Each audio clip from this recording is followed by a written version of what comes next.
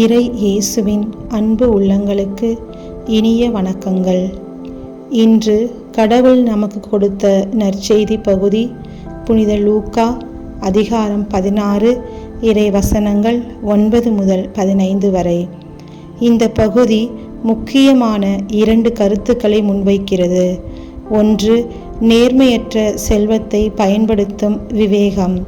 2, இரட்டை பணிவிடை செய்ய இயலாமை. இவைகளை பற்றி சற்று விரிவாக தியானிப்போம். நேர்மையற்ற செல்வத்தை பயன்படுத்தும் விவேகம்.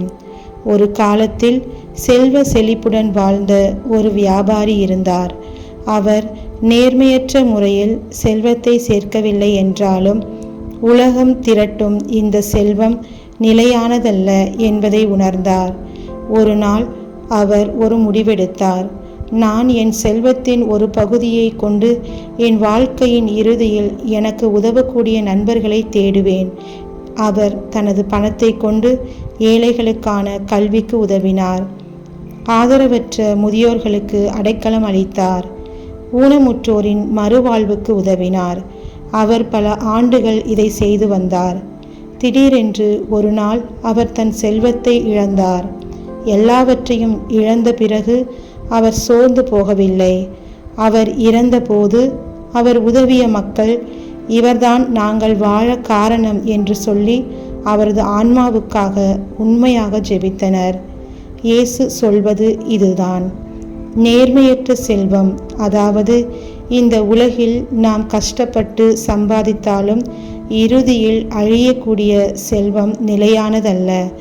ஆனால் அந்த செல்வத்தை பயன்படுத்தி ஏழைகளுக்கு உதவுதல், பிறர் மீது அன்பு காட்டுதல் போன்ற செயல்களை செய்யும்போது நீங்கள் கடவுளின் பார்வையில் நண்பர்களை தேடுகிறீர்கள். இந்த நண்பர்கள் மற்றும் உங்கள் செயல்கள் இந்த உலக வாழ்க்கை முடியும் போது உங்களை நிலையான உறைவிடங்களில் கொண்டு செல்லும். 2, இரட்டை பணிவிடை செய்ய இயலாமை. ஒரு மத தலைவர் இருந்தார். அவர் பொது இடங்களில் மிகச்சிறந்த தர்மம் செய்பவராக புகழப்பட்டார்.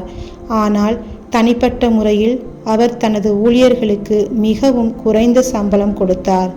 மேலும் அவர் நன்கொடையாக பெற்ற பணத்தை கொண்டு ஆடம்பரமாக வாழ்ந்தார். மக்களை ஏமாற்ற அவரால் முடிந்தது. ஆனால் அவர் கடவுள் முன் நேர்மையற்றவராக இருந்தார்.